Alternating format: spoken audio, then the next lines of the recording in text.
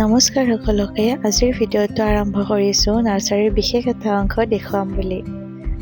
যিহেতু আমাৰ নাৰ্চাৰীৰ ফল বা ফুল সকলোতে প্ৰায়ে কেঁচুসাৰ ব্যৱহাৰ হয় আৰু এই কেঁচুসাৰ আমি আমাৰ ঘৰতে তৈয়াৰ কৰোঁ। বলক আমি ঘৰতে কেঁচুসাৰ কেনেকৈ তৈয়াৰ কৰোঁ আপোনালোকৰ লগত শ্বেয়াৰ কৰোঁ।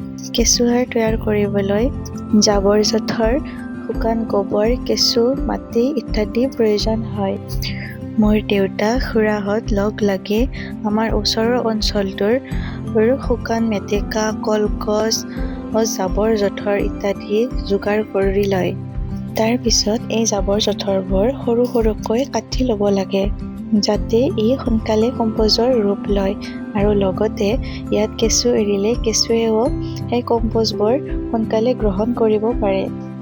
কম্পোজত ব্যৱহাৰ হোৱা জাবৰ জোঁথৰবোৰ সাধাৰণতে আমাৰ ঘৰত এইটো মেচিনৰ দ্বাৰাই কটা হয়। ইয়াত জাবৰ জোঁথৰবোৰ অতি সহজে গুৰি হৈ যায়। মেচিনটো কি নামেৰে জনা যায় মই নাজানো, আপোনালোকৰ কোনোবাই জানিলে মোক জনাবচোন। বাৰু এই জাবৰ জোঁথৰবোৰ কম্পোজৰ টাংকিত ভৰোৱাতে মাটি লগতে শুকান গোবৰ ইয়াৰ লগত লেয়াৰ ভৰোৱা হয় আৰু এনেকৈয়ে ইয়াক 15 দিন মানৰ কাৰণে প্ৰায় এৰি দিয়া হয় আৰু ইয়াক অলপ অলপ প্ৰতিদিনে পানী ছটিয়াই থকা হয়। পিছত এই কম্পোজৰ ওপৰত কেঁচু এৰি দিয়া হয় আৰু প্ৰায় এনেকৈয়ে 3 মাহৰ ভিতৰত আমাৰ কম্পোজ ৰেডি হৈ ওলায়।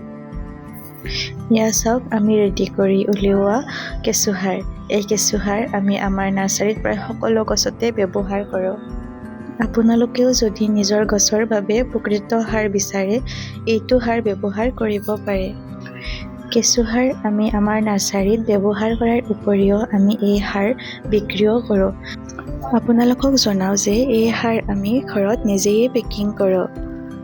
কিন্তু বৰ্তমান আমি আমাৰ সাৰৰ পেকিঙত কোনো ধৰণৰ ব্ৰেণ্ড লিখি দিয়া নাই।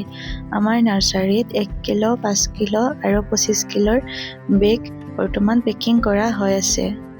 তাৰ উপৰি প্ৰয়োজন অনুসৰি হোলচেল ৰেটতো বিক্ৰী কৰা হয়। যদি আপোনালোকে আমাৰ পৰা কেঁচুসাৰ ল'ব বিচাৰে তেন্তে স্ক্ৰীনত দিয়া নম্বৰটোত কণ্টেক্ট কৰিব। আজিলৈ ইমানেই, ধন্যবাদ।